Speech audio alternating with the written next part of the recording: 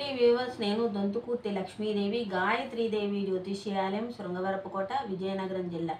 ముందుగా పరాభవనామ సంవత్సరంలో 3వ రాశి మిథున రాశి తాలూకా ఫలితాల్ని తెలుసుకుందాము. తెలుసుకునే ముందు వినాయకుడిని ప్రార్థించుకుంటూ నవగ్రహాలకి 9 గ్రహాలకి కూడా నమస్కారం చేసుకుంటూ ఈ వీడియోని ప్రారంభించడం జరుగుతోంది. అగజానన పద్మార్కం గజానన మహన్నిసం అనేకదంతం భక్తానాం ఏకదంతముపాస్మహే. ముందుగా ఈ మిథున రాశి రాశులలో 3వ రాశి మిథున రాశి జెమిని. ఈ జెమిని నక్షత్రంలో నామ నక్షత్రానికి సంబంధించినటువంటి అక్షరాలు చూసుకున్నట్లయితే క, కి, కు, ఖం, జ్ఞ, ఇచ్చ, కే, కో, హ అనేటువంటి అక్షరాలన్నీ కూడా మిథున రాశిలోకే వస్తాయి. మృగశిర 3, 4 పాదములు, ఆరుద్ర 1, 2, 3, 4 పాదములు, పునర్వసు 1, 2, 3 పాదాలు మిథున రాశిలోకే వస్తాయి. ఇక మిథున రాశికి సంబంధించిన విషయాలు చూసుకున్నట్లయితే ఆదాయం 8, వ్యయం 11. వీరికి ఆదాయానికి మించిన ఖర్చులు ఉండేదానికి అవకాశాలు ఎక్కువ. ఇక రాజ్యపూజ్యం 1, అవమానం 7. అంటే వీరు చేసే వృత్తిలో అవనియండి, ఇంట్లో అవనియండి, వీరికి ఎదురయ్యే అవమానాలే ఎక్కువగా ఉంటాయి. ఇక ఈ సంవత్సరం మిథున రాశికి చూసుకున్నట్లయితే రాశిలోనే గురువు ఉండడం, అంటే మిథున రాశిలోనే మే 26 వరకు గురువు ఉంటారు. అంటే లగ్నంలో గురువు, రాశిలో గురువు ఉండడం వల్ల పెద్దగా మంచి ఫలితాలు ఉండేదానికి అవకాశాలు తక్కువ. ఇక మే 26 తర్వాత కర్కాటక రాశిలోకి గురువు ప్రవేశించడం వల్ల మిథున రాశికి 2వ స్థానం అవుతుంది కాబట్టి అప్పుడు ధనయోగాలు బాగుంటాయి, మంచి ఫలితాలు ఉంటాయి. ఇక అక్టోబర్ 15న సింహరాశిలోకి అంటే 3వ స్థానంలోకి వచ్చినప్పుడు కూడా ఈ గురువు యొక్క ఫలితాలు అంతగా ఉండవు. ఇక మళ్ళీ ఫిబ్రవరి 14న తిరిగి కర్కాటక రాశిలోకి వచ్చినప్పుడు మళ్ళీ ధనయోగాలు బాగుంటాయి. అంటే అక్టోబర్ 15 నుంచి ఫిబ్రవరి వరకు ఉన్నటువంటి కాలం వీరికి ఆర్థిక పరంగా కొద్ది ఇబ్బందులు తీసుకొచ్చే అవకాశాలు ఎక్కువగా ఉంటాయి. కాబట్టి ఆ టైంలో గురువుకి పరిహారాలు చేసుకోవడం ఎంతైనా అవసరం. ఇక రాహుకేతుల విషయానికి వచ్చినట్లయితే రాహువు డిసెంబర్ 3 వరకు 9వ స్థానంలోని, డిసెంబర్ 3 తర్వాత 8వ స్థానంలోని ఉంటారు. ఇక కేతు విషయానికి వచ్చినట్లయితే ప్రస్తుతం 3వ స్థానంలోను, తర్వాత డిసెంబర్ 3వ తారీఖు నుంచి 2వ స్థానంలోని ఉంటారు. 3వ స్థానంలో ఉన్నటువంటి కేతువు యోగదాయకంగానే ఉంటారు, మంచి ఫలితాలే ఉంటాయి. ఇక శని విషయానికి వచ్చినట్లయితే శని 10వ స్థానంలో ఉంటారు. సో 10వ స్థానంలో ఉన్న శని పెద్దగా యోగాన్ని ఇవ్వరు, అవయోగాన్ని ఇవ్వరు, కాబట్టి మిశ్రమ ఫలితాలను ఇచ్చేదానికి అవకాశం ఉంటుంది.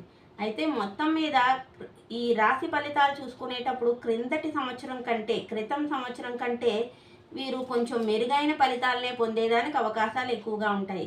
గతంలో నిలిచిపోయినటువంటి పనులన్నీ కూడా ఇప్పుడు అవుతాయి, శుభకార్యాలు జరుగుతాయి. శుభకార్యాల రీత్యా స్థిరాస్తిని వృద్ధి చేయడం రీత్యా గృహ నిర్మాణాల విషయంలో ఈ సంవత్సరం అధికంగా ఖర్చులు అయ్యేదానికి అవకాశాలు ఉంటాయి.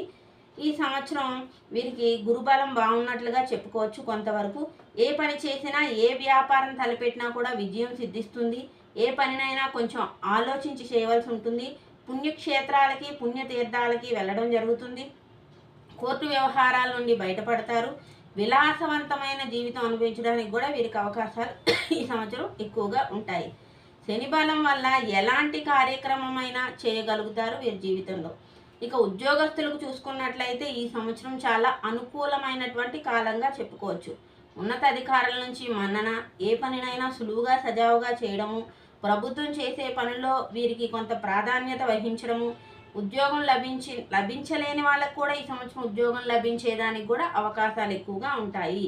ఇక రాజకీయ నాయకులకు చూసుకున్నట్లయితే ఈ సంవత్సరం వారికి కూడా మంచి ఫలితాలు ఉన్నాయి.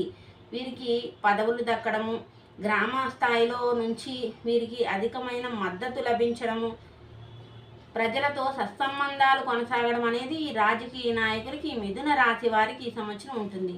ఇక ఈ సంవత్సరం కళాకారులకు చూసుకున్నట్లయితే కళాకారులకి కూడా ఈ సంవత్సరం మంచి కాలంగానే చెప్పుకోవచ్చు. ఎందుకంటే కొన్ని ఆఫర్స్ అనేవి ప్రత్యేకంగా రావడము, టీవీ రంగంలోను సినిమా రంగంలో ఉండేవారికి సీరియల్స్లో ఉండే వాళ్ళకి కూడా ప్రత్యేకమైనటువంటి ప్రోగ్రామ్స్ రావడము, ప్రత్యేకంగా కార్యక్రమాలు జరగడం, వీటి వల్ల వీళ్ళు జీవితంలో వృద్ధిలోకి రావడానికి అవకాశాలు ఎక్కువగా ఉంటాయి. ఇక వ్యాపారస్తులకు చూసుకున్నట్లయితే హోల్సేల్ వాళ్ళకి, రిటైల్స్ వ్యాపారం చేసే వాళ్ళకి, రియల్ ఎస్టేట్ వ్యాపారం చేసే వాళ్ళకి కూడా ఈ సంవత్సరం ఈ మిథున రాశిలో మంచి ఫలితాలు ఉన్నాయని చెప్పుకోవచ్చు. ఆర్థికంగా ఉన్నత స్థితిలోకి వెళ్తారు. వ్యాపారం అంతా చాలా చక్కగా సాగుతుంది, చాలా బాగుంటుంది. అన్ని విధాలుగా కూడా వ్యాపారస్తులకు అనుకూలమైనటువంటి కాలంగా చెప్పుకోవచ్చు. ఇక ఈ సంవత్సరం విద్యార్థులకు చూసుకున్నట్లయితే గురుబలం బాగున్నందువల్ల వీరు విద్యలో రాణింపు బాగుంటుంది. ఉన్నత విద్యలో సీట్లు పొందేదానికి అవకాశం ఉంటుంది. కాంపిటేటివ్ ఎగ్జామ్స్ అన్నీ సక్సెస్ అవ్వడానికి, మంచి కోరుకున్న కాలేజీల్లో, పెద్ద పెద్ద కాలేజీల్లో సీట్లు రావడానికి కూడా వీరికి అవకాశాలు ఉన్నాయి. ఇంకా వ్యవసాయదారులకు చూసుకున్నట్లయితే వ్యవసాయదారులకి 2 పంటలు కూడా చేతికొస్తాయి. పంటలు అన్నీ కూడా బాగా పండుతాయి. వ్యవసాయదారులో చేతిలో డబ్బులు నిలబడతాయి. ఇవన్నీ కూడా వ్యవసాయదారులకు సంబంధించినటువంటి విషయాలు. ఇక స్త్రీల విషయానికి వచ్చినట్లయితే స్త్రీలకి ఈ సంవత్సరం కుటుంబంలో ప్రాధాన్యత పెరుగుతుంది. వీరిదే పైచేయి అవుతుంది. కుటుంబంలో అందరి చేత మన్నన పొందగలుగుతారు. ప్రత్యేకంగా వీరిని చూడగలుగుతారు. బంధువులలో కూడా ప్రత్యేకమైనటువంటి గుర్తింపు అనేది ఉంటుంది. మొత్తం మీద ఈ సంవత్సరం చూసుకున్నట్లయితే వీరికి శని బలము, గురు బలము బాగుండడం వల్ల ఈ మిథున రాశికి చాలా మంచి కాలంగానే చెప్పుకోవచ్చు. ఈ వీడియో కనుక మీకు నచ్చినట్లయితే లైక్ చేయండి, షేర్ చేయండి, సబ్స్క్రైబ్ చేయండి. మరిన్ని రాశుల కోసం వెయిట్ చేయండి.